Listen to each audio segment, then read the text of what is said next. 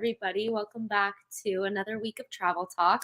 As always, my name is Allie, and I am the marketing coordinator with the Women's Travel Club. I'm so excited to be here today. This has been a highly anticipated tour within the Travel Club and a highly anticipated travel talk.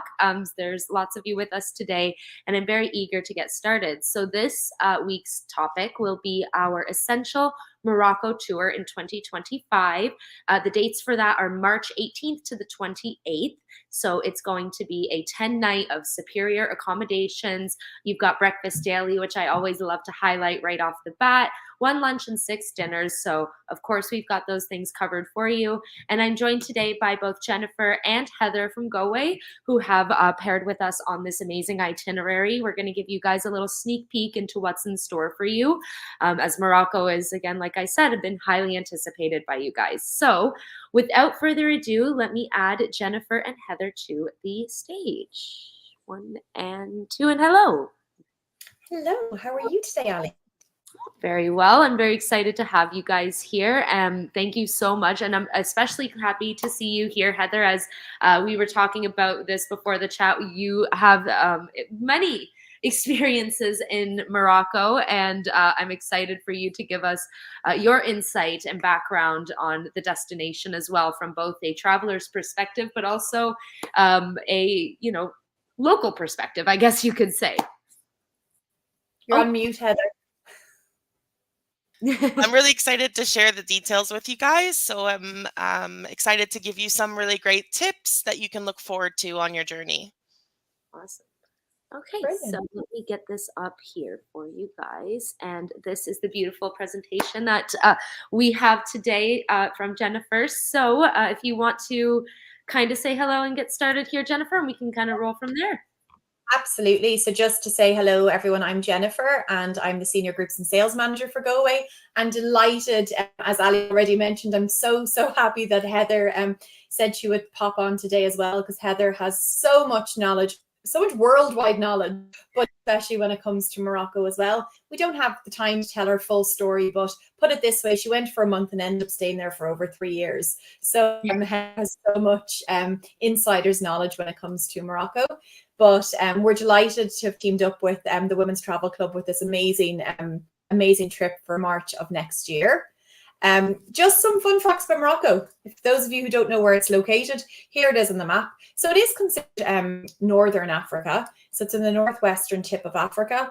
And you'll see the climate in Morocco is fabulous. It never gets too cold. You're going in March. Heather, weather-wise in March, it's going to be just nice, isn't it? It's nice. It's like kind of perfect weather because the days are warm but not too hot, and the evenings are fresh. A sweater will be appropriate for the evenings. Okay. So you can certainly escape the Canadian winter in March and go to some much warmer climates in Morocco. And again, it's so nice that it's not sweltering hot either. So here's the location. We're actually going to be starting this journey in Casablanca. It's actually a round trip Casablanca.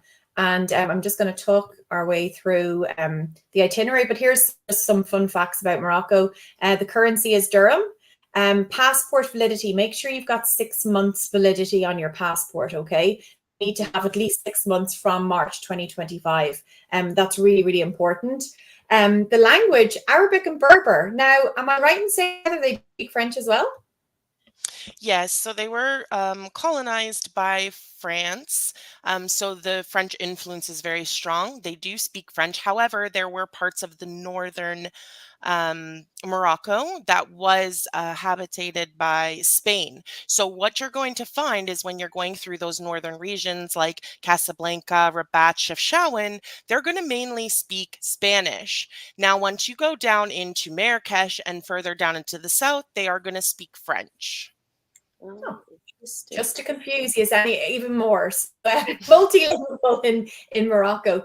And with regards to tips, Morocco is definitely a tipping culture. Okay, so we do recommend to have some small donations when it comes to tipping staff and that. With regards to dress, you will be going to some religious sites, so you need to keep your shoulders covered. Don't be going in your bikini, put it that way. And it's just to be respectful of some of the places that you're visiting. Heather, do you have anything else that we need to add about dress wear, Heather?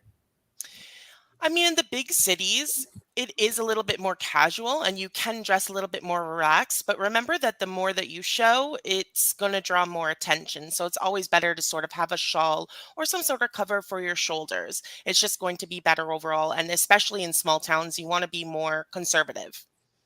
Yeah, that's a good word for it. Also, we always recommend bring comfortable walking shoes as well. Morocco's not really the place to have your high stilettos because you're dealing with a lot of cobbled streets. So just bring comfortable walking shoes.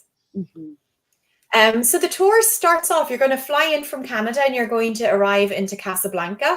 Now, the great thing about touring with Go is everything that we do is private and customized. So when you arrive in Casablanca Airport, there'll be a big sign that says Women's Travel Club, and you'll be greeted there, you'll go through customs and you'll arrive at your hotel. And it's very hassle-free. So you'll get to your hotel and you're spending one night when you arrive in Casablanca. So Casablanca is Morocco's largest city. Obviously, everyone's heard of the movie Casablanca. I think everybody wants to go from the movie, but it's also one of the largest ports in North Africa as well.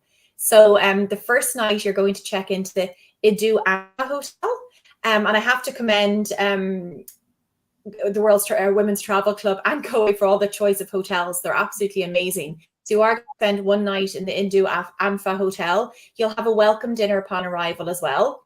And then here's just some pictures of the hotel. It's a contemporary hotel. In comparison, you'll see some of the other hotels that you're staying along the journey, which are riads. We can talk a little bit more about that in a few minutes. But this hotel is quite contemporary and it's a really, really good high 4-star standard.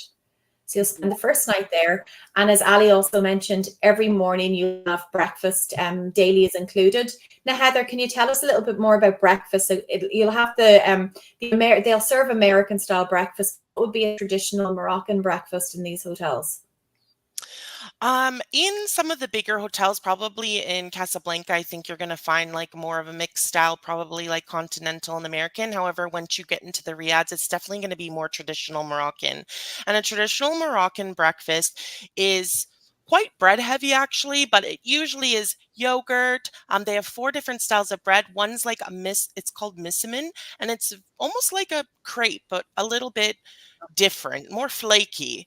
And they usually have about 3 different types of jam, olive oil, goat cheese, and like, I'm not sure if I mentioned, but they do like omelet or boiled eggs. And that is what you will find in a typical Moroccan breakfast. You're making me starving already listening to all the types of bread. Bread heavy and I'm there. Yeah, Jennifer's just had a long day of travel. That's the other day. You're Actually, I'm coming live from Ireland, actually, so I should apologize for my backdrop. I couldn't figure out how to change it. But yeah, it's past dinner time for me, Heather, so you're making me hungry with all that talk of breads. But that's great. So you're going to go hungry, in other words, on this trip to Morocco. There's going to be a great standard and selection of food. But that first morning, you've got a half-day city to Casablanca included. And you are going to visit the Hassan Mosque, which is it's the largest in Africa. And I think don't take this as gospel. It says it there, 7th largest in the world. So an absolutely beautiful mosque. And that's where you're going to want to have your shoulders covered in that. Let's see. Here we go. This is the square in Casablanca. I think it's funny, Heather, when you look at that, it looks like there's no people, but there's obviously lots of people around, correct? Lots of people, and the backdrop's right along the ocean side there, so it's quite beautiful. This is actually the only mosque that foreigners are allowed to publicly visit and go inside Morocco. Really? Oh, wow. Yes, you're not allowed to go inside the other mosques, so this is the one that you are. So it's primarily do you find that because of that it's kind of dubbed as the tourist mosque? Is there still practicing of the religion there, or do they kind of keep it private for a reason? No, it's just because of its beauty, and it's one of the biggest. They do open it up for tourism, but it is very much practiced, especially during the religious times. That is closed off. Like when they're doing their large religious celebrations, it will be closed off to the public, and you'll see even that outside area is full of people praying. Okay, interesting. So it's a real experience then. So you'll have that morning in Casablanca in the afternoon, and then you're going to actually travel on to Rabat. Rabat, am I saying, and apologies again if I'm crucifying the names of the cities. I know Heather's going to correct me as I go along. But Rabat is the capital of Morocco. A lot of people don't realize that. And I love some of these pictures of like their riads, which are more traditional Moroccan accommodation, correct, Heather? They are riads are actually traditional Moroccan homes. They've turned a lot of them into hotel accommodations. And what makes something an official, like what actually makes it a riad, because some places are renovated and they say they're riad, but it's that they should have an open air garden in the middle. So there should be a hole at the top that should be open air with no roof, and there should be a garden in the center. And that's what makes it a true traditional riad, like an authentic Moroccan home. Oh, I've learned something new today. So your first experience of Moroccan riad, and we can see here, this is like the garden of this hotel. I think they just look so pretty.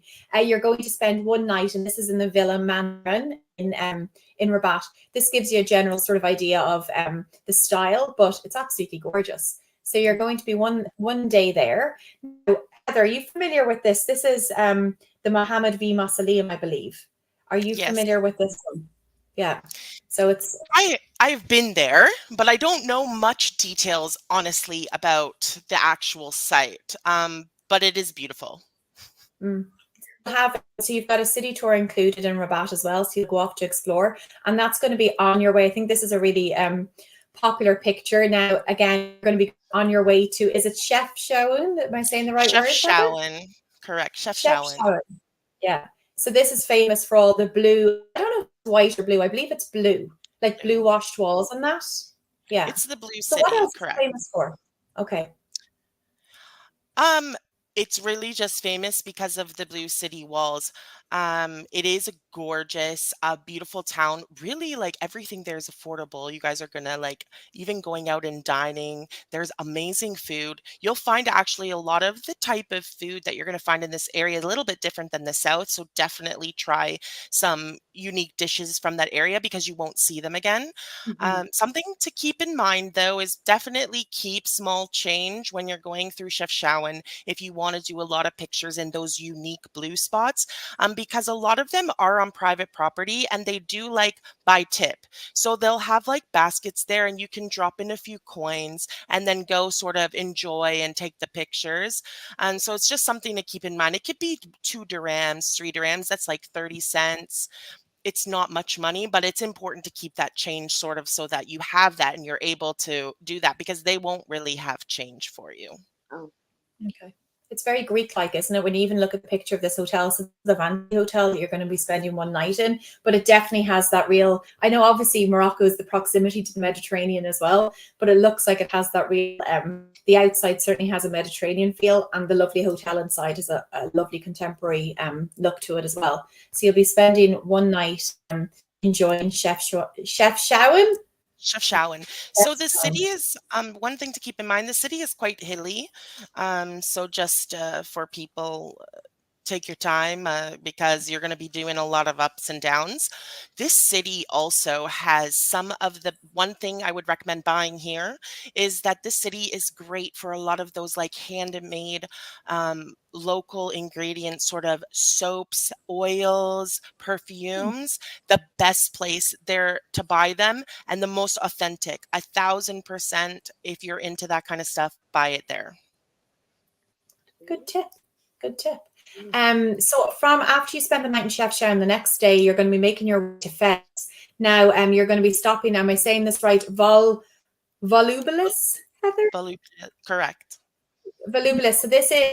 But you know what? I'll be honest. I'd never even heard of this place, but this is on 40 hectares, and it's a UNESCO World Heritage Site. So this is when I suppose it's the Roman influence, but it really has that wow factor. Yeah, it's quite large. Definitely, it reminds you of sort of like Roman ruins. Yes. And they've got beautiful like old tilage throughout, like on the ground that's still quite intact that you get to see. So it's quite a beautiful site. And apparently only like something like 20% of it has actually been excavated. So there's so much more that's underground, which is actually mind-blowing in this day and age, isn't it? What I'm kind of gathering here is like, you know, people are very interested in traveling to the continent of Africa, but for those who have never been there before and don't really know what to expect, I find that Morocco is a kind of a great place to start because it's, you know, the culture shock is not as, I find, heavy with some of the travelers we've had gone there because of little like influences like that, like European and Spaniard culture, and kind of how you said the divide in the different kind of sectors and that. So would you say I'm correct in observing that, Heather, from a North American standpoint? Yes, I would definitely say so because you have a lot of familiarity while you're in there, and also you definitely, like, if anybody who has been to Spain or even Portugal, when you are in Morocco, you're gonna have moments where you're gonna be like, I feel like I've been here, Yeah, because it does feel like you've been there. Because if you've been to Spain, a lot of very. similarities. And do you find, sorry to kind of hijack here, but do you kind of find that with the food as well, it being a food culture shock, like on the stomach, or do you find it's kind of, you know, not too hard for North American palate to kind of adjust to the Moroccan taste? So I would say, like, the food is excellent. It's definitely not what you're going to find in Europe. However, it is not extremely. They use them like they have like five standard spices. None of them are extremely spicy, so Mm, they're great for any stomach, and all of them are delicious. There's a lot of options, and I feel because they do like a lot of meat. However, they do have a lot of like meat and veg options. So I feel that it's a good mix, and people will find something they like no matter what. great, great. Sorry to interrupt there. Recently actually had a group that were solely vegetarians, and they loved Morocco for the amount of options that there were for vegetarians as well. I think you're right, Heather. I have been to Morocco myself, but it was more experiencing the Agadir area, so I didn't go off to all these wonderful places. But even I remember from a food point of view, food was absolutely delicious and so colorful as well. And I have to say, when you look at the food that we have in North America or even Ireland, for example, the amount of additives and stuff that we put in our food, you just do that. I don't know if that was your experience as well, Heather. It's all like real wholesome food where the flavors are actually from the Mhm. spices that they're using and all of the natural flavors. It is. It's all very natural. Even like their vegetables and everything, they do focus a lot on like local and seasonal. So you'll see like some vegetables, they're like when in the season you're going, it's going to be a lot more found in your dishes than say if you go at a different time of the year. Well, Mm. vegetables are imported. They don't focus on that. Majority of the time, they try to use the resources that they have. Which is really good. That farm to table type of thing. We'll be talking a little bit about that actually, because we do have a cooking demonstration included in this tour as well, which is amazing. But as I said, you're going from Chef Shawan to you're going to stop off in Volubilis, which is the Roman room, and then you're going on to Meknes. And did you go to Meknes, Heather? Yes, I've stayed there. I've stayed at Yeah. Meknes and Fez, of Oh, course. Just the architecture and everything's absolutely amazing. But here, look, your accommodation again, absolutely gorgeous. So I believe you're spending 2 nights in Fez. It just looks like something out of a movie. It really, really, and I know a lot of movies were actually filmed in Morocco as well, but it just looks so romantic.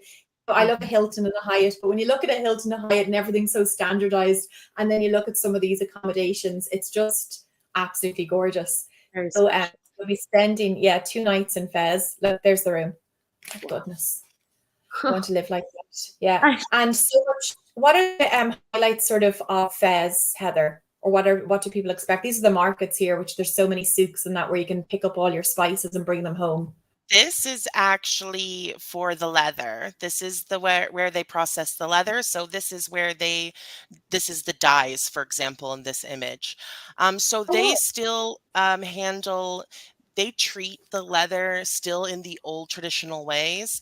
And so it's no harsh chemicals. So they're using all natural ingredients. So when you do go to this area, it is going to stink because one of the ingredients is a pigeon poop. Mm. And so they will give you some mint leaves so that you can sniff them as you're moving through, and they'll explain the process, and you'll get to see people like they actually are working there. So you'll get to see live the processes of what's going on and the treatments, which is why Fez is the best place to purchase leather. So if you are going to want leather products while you're in Morocco, 100% Fez, because price wise, it'll get more expensive everywhere else you go in Morocco. So Fez is the place to do it. And barter with people as well. Like that's one of the, even my experience in Morocco was, and again, leather was being sold everywhere. They'll say, 100, for example, go in with 50. It's part of fun in doing a bit of bartering as well when you're at these markets. But that's a really great tip. And I'm sure, Heather, a lot of these places, can you get the stuff shipped back to Canada, or will it be a case of buying it and bringing it home? No, majority usually with large purchases, like the lanterns and the lamps, which you can purchase in Morocco, leather and carpets, they have like agreements with a lot of the shipping companies. They'll give you a price all inclusive with shipping, and it will literally just ship off to you. And by the time you're home, it'll be at your house. Oh my gosh. How amazing. Convenient. Yeah. I know. So when you're in Fez, you're going to have a city tour and see these leather markets. You're going to go off and see these fabulous buildings. And the great thing is you have 2 nights. But from Fez, again, apologies, Heather, you're going up through Food. Is it Food? Is that how I say it? It's ear food. Ear Food. She says it like a local. And So, that's known as the gateway to the Sahara. Isn't that right? That, and there's another town called Risani. These two are your two main towns of the sort of closest points to the desert. However, there is another city called Irashidia, which is where the king's palace is of the desert. Okay. So this is sort of going through the Atlas Mountains. This is the start of the Atlas Mountains. That's where I think, wasn't there an earthquake there a few years ago? That's where that was most impacted, with the Atlas Mountains. So it's nice to see that people are traveling there again, which is great because it's so, so important to the local people. But from there, you're going to go to Merzouga. I think I said that right, Heather. Yes. So actually, just one thing to mention, on your way when you first leave Fez, about an hour and a half into the trip, you do stop at a small town called Ilfrin. And here you're going to see a lot of monkeys, but this town is gorgeous. It kind of like reminds me of Switzerland, and we do call it the Switzerland of Morocco. And this in the winter actually becomes like winter wonderland. You can ski in this area, and there's so much snow where the rest of the Morocco, besides the Atlas Mountains, don't get snow. So it's quite a unique area and stop, and it's just gorgeous. So that will be like the first place that you're going to visit along the way. So definitely like enjoy it. It's a beautiful stop. Oh, wow. Here's some pictures. Now, Heather, you know this camp pretty well. So this is where you're going to have your your Sahara camping experience, where you're going to be going to Merzouga and spending 1 night at the Madou camp. Now, I know Heather said to me prior to the presentation, she's like, I know the owners of the Madou camp. This is one of the best in Morocco. So, Heather, do you want to just talk us a little bit about this experience? Yeah, so Madou Camp is one of the, of course, top lines of the luxury camps available in Merzouga. I do know the owner. One unique thing about his camps, and I was explaining this to Jennifer actually, but typically with the traditional style of Berber, like nomads and Berbers, they would use these black tents when they're traveling and setting up camp along the way of moving. However, because of tourism and the aesthetic of it all, a lot of the camps went to make the luxury tents white. What Madou has done and why it's a unique stay, because it's kind of the only one that's done this, is they have given you that traditional out exterior look of the traditional Berber black tent. But when you go inside, you're going to notice it's the white tent because they've just covered the black over the white. So you still got that beautiful interior aesthetic, bohemian style, luxury interior feel with the traditional, authentic Moroccan exterior. Very good. I know it looks And all absolutely gorgeous. it is gorgeous. And this is an amazing experience. Mirzuga is phenomenal. The dunes are just, they're going to be a highlight. And the camps are so, they overfeed you. So be prepared because you are going to have a lot of wonderful, delicious food. And like it keeps coming. And then at night, they usually host a bonfire and they have traditional music and drumming. And they usually try to encourage you to dance around the fire. It's really just a fun evening. It's a real high from other groups that we've sent here. It's always their highs when they come back. They absolutely love this experience. And I think the great thing about this itinerary as well is just the different accommodations that you're staying in. You know, you've got the contemporary hotel, then you've got the traditional riads, and now you've got the camp as well, which is amazing. But you're going to wake up in the morning, and again, as Heather said, there's not going to be a shortage of food, a delicious meal. And then, if you like, you can hop in the camels. Okay, which is going to be a great experience right in the Sahara Desert as well. I will say about camels, they might look small, they're bloody huge. Camels are really, they're really, really big. But it's a great experience. And again, bring proper footwear as well. Don't be having your you just want to make sure you're wearing comfortable footwear when you're on a camel. But you'll set off, have an early wake up. You'll do sunrise over the Sahara. So just imagine what your pictures will be like doing that. It's absolutely incredible. And then you're going to return to the camp. You'll actually have breakfast after the sunrise because it will be an early start for you. But I think well worth doing. You'll head back to the campsite, and then you're actually going to go through the Todra Juris and the Dudras Valley, I believe is the name. So this is Toja Gorge. There you go. Thank you, Heather. Toja Gorge. So it looks, do you know what I've seen pictures on Instagram and stuff? I think it's one of these famous areas, but absolutely gorgeous. And a lot of this is where, am I right in saying we're going to, how do I say it? Corzate, Nope. Heather? Warzazat. I wasn't even close. No. Warzazat. Now that you're going to be spending 2 nights there, and what I can tell you, Lawrence of Arabia was filmed there, Star Wars was filmed there, so Game of Thrones. There's so many places Gladiator, The Mummy. Oh my God. So it obviously lots of people. Warzazate, is that it? Warzazat. Warzazat. You're going to spend the whole 2 days there just trying to pronounce names. Exactly, but that's going to be part of the fun. But the nice thing is you've got 2 days to explore as well, because I think you're going to need that to explore this gorgeous place. But yeah, look at the architecture. It's hard to believe that this was built so many years ago when we didn't have JCBs or any machinery in that. It's incredible. So Well, 2 nights you're going to, yeah. Well, here you'll go visit Hait Ben Haddou, which is also a UNESCO World Site, and it is it used to be a town. Well, some people still live there, most people don't, but it is the old kasbahs, and it is built by that traditional like clay mud housing. It's quite beautiful. Very good, very good. So, and then after that, you are going to head to Marrakesh, and here is your hotel. So you've got a beautiful hotel. It's more of the contemporary style in Marrakesh. You've got a full day where it's known as the Red City, actually. You're going to have a full day sightseeing included in Marrakesh.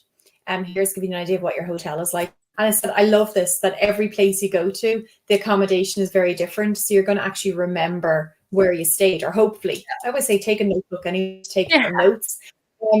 Heather, what would you say about Marrakesh?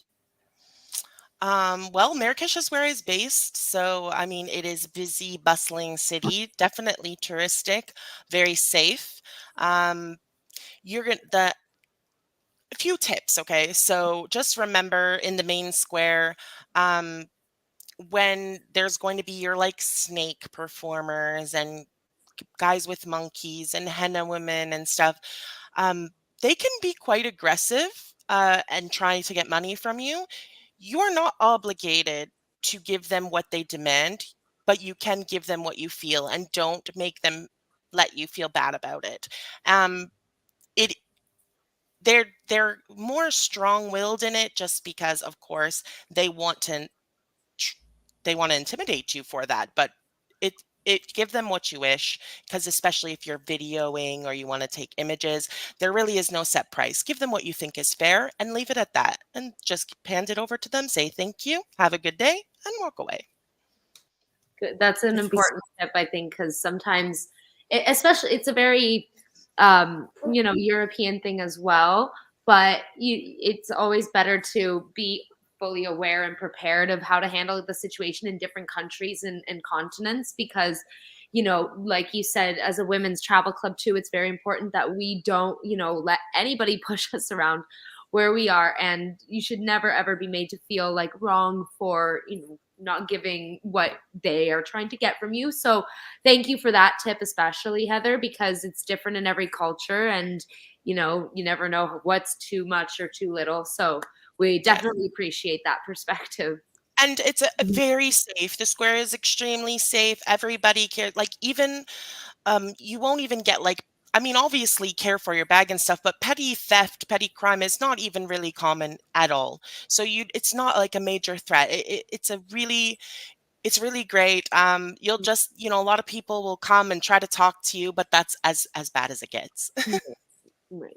Yeah, I think it's important to have your wits about you as well. And it's okay to say no. But if you are looking to get pictures taken with the guy with the snake, he's expecting to get some money off you. So just Yeah. to be aware of that. But I found Morocco to be so safe as well. They don't tolerate, it's like, tourism is obviously such an important part of the country. So they don't tolerate crimes against tourists or anything like that, because they don't want people to be deterred. And I would imagine their prison sentences are hefty, so people aren't messing They with the are. Moroccan police. Yeah, they are, and that's why it's that no BS type mentality. So people are very, very well behaved, and And they do have also, that. one thing to keep in mind, if anybody does talk to you in the square or tries to guide you, only person that is legally allowed to do any guiding in the Medinas are fully licensed guide by the government. Anyone that tries to do something for you and then demand some outrageous sort of money or anything, actually it's illegal. And the first attempt is 48 hours in jail, and the second attempt is 3 months. So Wow. Oh my See, and goodness. I think this is an important time to note. So this is one of our essential tours in the Women's Travel Club. If you've traveled with us before, you're familiar with our tiers. And being an essential, of course, like, it's called essential for a reason. You get everything that you need to go to Morocco, to travel safely, and to be amongst your group members. So that being essential, you will not have a women's travel club tour host with you. However, you will have an in-country guide. And as Heather has pointed out, they take that role extremely serious. As she's mentioned, tourism is extremely important to their economy and their culture. And they are not going to, let anybody ill-advised or any, dangerous being near you. So with partnering with GoAway, we of course have, vetted all of those circumstances and credentials, and the essential guide that will be with you is going to be one of those licensed guides. So you will be taken care of throughout the duration of your tour. There just won't be a women's travel club tour host, but at the end of the day, I would feel more safe with the licensed guide over the tour. I mean, that's their whole thing, right? So I just wanted to help in there and make that distinction clear for our members.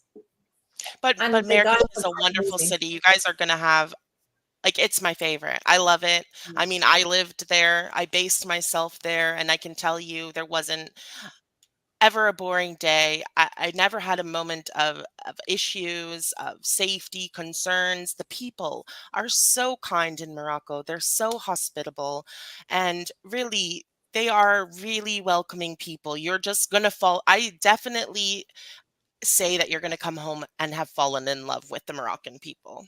Oh, good. That's what we love to hear.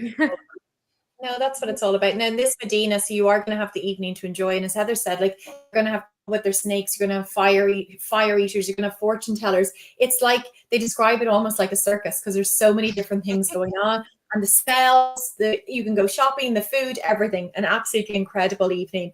And then when you wake up the next morning, they took my picture. I hate when they use my picture all the time. These things, but you have the next morning and you'll wake up, you'll enjoy breakfast, and you'll have a belly dancing show, and you have the option if you want to try out belly dancing as well. it's a skill. I don't know, Yes. like it's an absolute. I always thought belly dancing looks like it's easy. Oh my goodness, it is a skill. So you do have the option to enjoy a belly dancing show, and of course, if you want to buy your belly dancing outfit in the Medina, you can do that, try it out at the belly dancing show. But of course, you don't have to if you don't want to. But I think it's a fantastic experience. And one of the nicest parts of this tour, I think, is you're going to go to now. It's the Badunas farm, and this farm is owned by Azzedine, which he is an exceptionally important partner to Galway. And he's a chef. He lived in New York for years, and he's got loads of accolades and awards. And you're actually going to go to his farm and enjoy a cooking demonstration. You'll get involved with the cooking, and you're going to enjoy the most delicious meal there. And it's actually Azzedine and his wife, Maria, that run this farm. So and again, along with the Madu camp, this experience at the Noonan farm is one of people's highlights. They absolutely love it. So you will have that delicious, it's almost like a late lunch before you start the drive to Casablanca, where you're coming to the end. You're going to go back to the same hotel that you stayed in there's Azzedine there's the chef. Aww. So and again, if there's anything like dietary requirements, or if there's any food that you just don't like, you let us know that ahead of time so we can prepare them too. They're actually going to, you're going to prepare a meal that you really want to eat and enjoy it on the menu. But phenomenal feedback. This is definitely people's highlights when they go here. So you will enjoy that, almost like the Last Supper before you head back to Casablanca. And then the following day, you're going to say goodbye and head back to Canada. Mm-hmm. But it's a fun. I think you've covered. Heather, would you agree? So many destinations covered. Mm-hmm. Yeah, you cover definitely the highlights of Morocco. Interesting fact: the couscous is, of course, a very famous dish in Morocco. And did you know that the wheat that it's used to make their local couscous is actually Canadian? Oh wow! Look at that. Is it from the city of Manitoba? I live in Brandon, Manitoba, Heather. So normally we've got the best wheat. So I wonder, does it come? I'm not sure exactly what city it comes from, but it is exported, and they do use it to make their couscous. That's crazy. There you go. Look at us. Fact. I know. Yes. So there you go. That's Morocco in a nutshell, Ali. But I think it's a gorgeous itinerary. I think it is. And I think, like I mentioned earlier, Africa is a very big destination with the Women's Travel Club. We love our safaris and our expeditions, but Morocco gives that other kind of side to the coin where you're getting immersed in a different sort of culture than, you typically expect when you think of Africa. And I'm really delighted that we partnered with Galway on this, because I'm a fan of the itineraries that you guys collaborate with us on. It's always very culturally immersive in the sense that you're getting all the five senses taken care of, and you're doing it in the safe manner. And with the Women's Travel Club, that's something that's very important to us and who we are as a travel organization.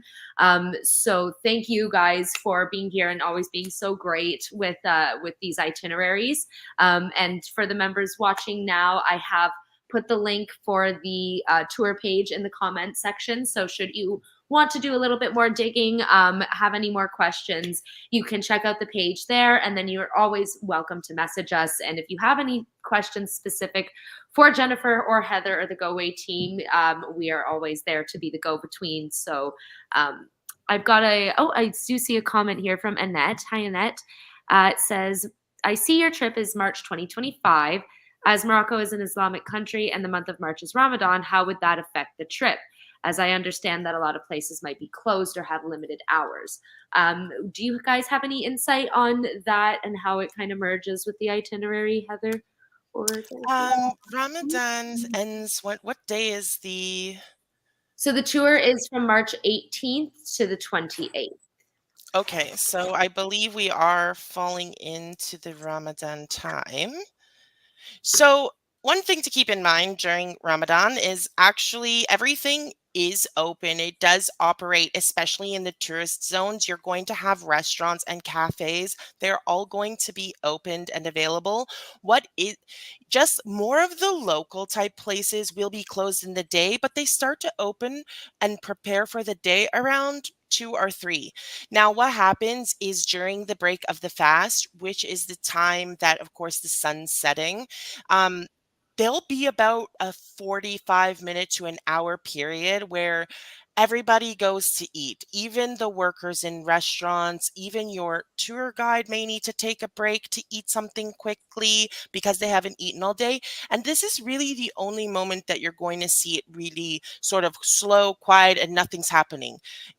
Everybody is breaking that. And then once the fast is broken, every city comes to life.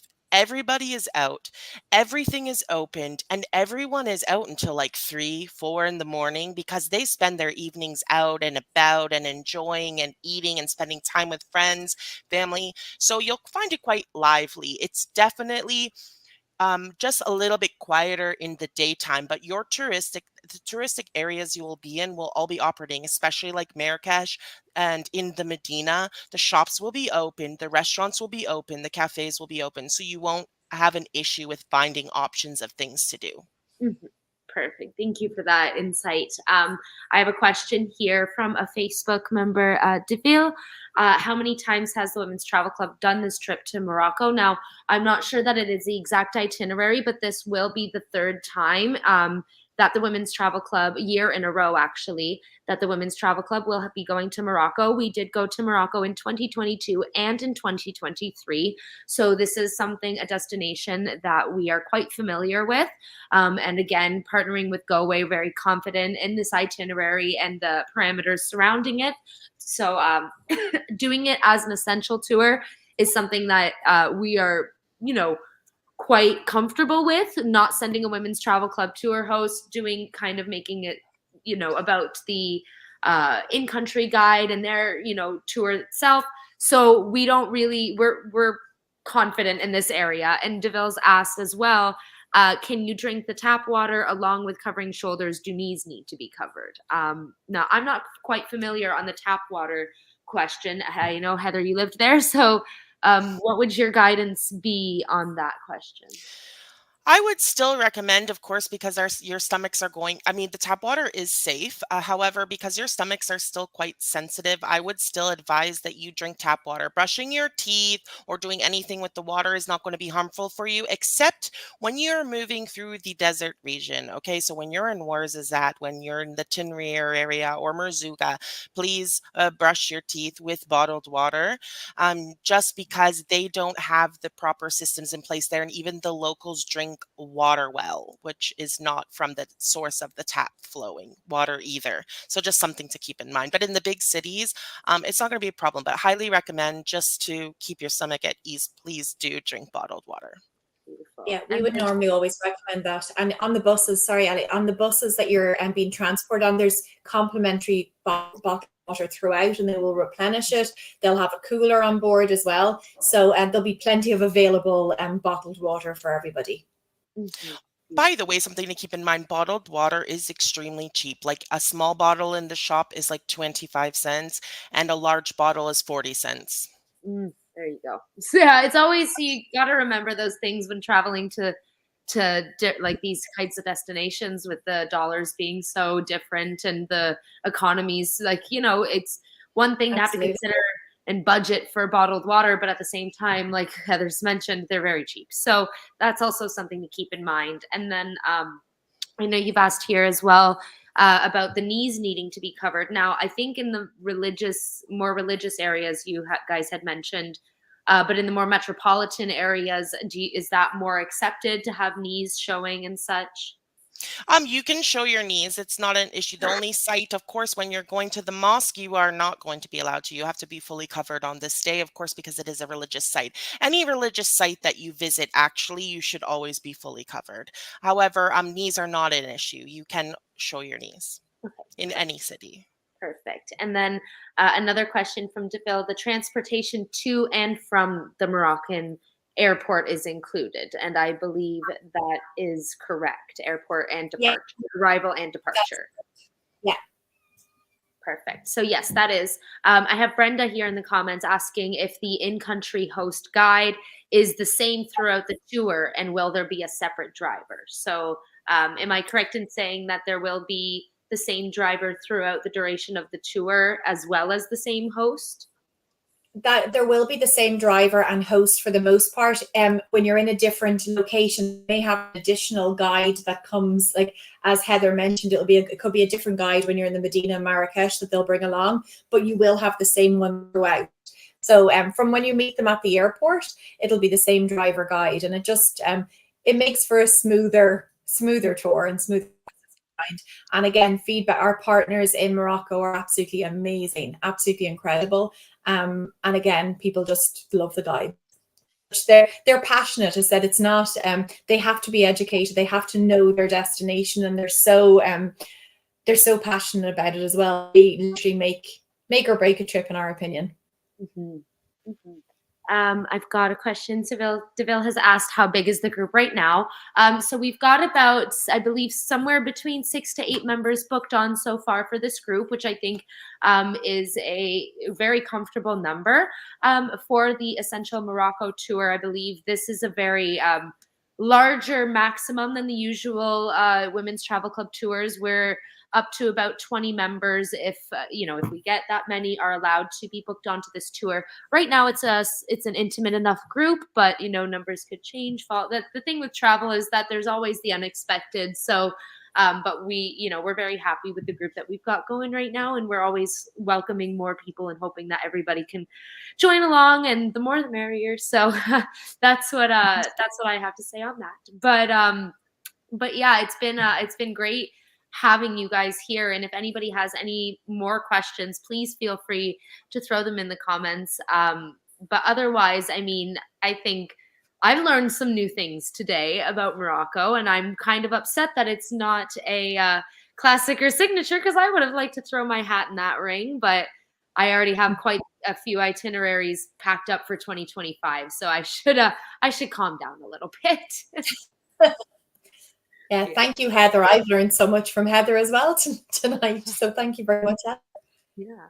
And to everybody that's been here throughout the duration of the Travel Talk, thank you definitely for sitting and talking with us. As you know, my name is Allie. So if you send us a message on the website, on the Facebook, or any of our social channels, even if you call into the office, I'm always there. My phone's on to have a chat with you. Any questions about this tour or any others, I'm always ready to talk. So again, thank you everybody for joining. Here, I'll just bring our beautiful faces here to say goodbye. But again, thank you guys so much for being here, Heather and Jennifer. Really appreciate it. So I enjoyed being here, and thank you for having me. Yeah. Take care, everyone. All right. Bye, guys. Bye.